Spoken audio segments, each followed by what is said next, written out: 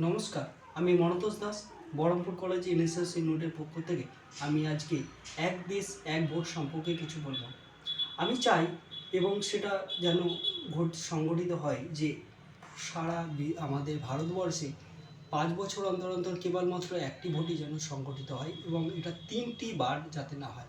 স্বাধীনতার পরবর্তীকালে দেখা যায় যে আমাদের ভোট 5 বছর অন্তর অন্তর সংগঠিত হলেও অনেক সময় দেখা যায় এটা 6 মাস, 1 বছর, 2 বছর, 3 বছরের মধ্যেও রি-ইলেকশনের মতো ঘটনা ঘটতে দেখা যায় অস্থায়ী প্রস্তাবের মাধ্যমে।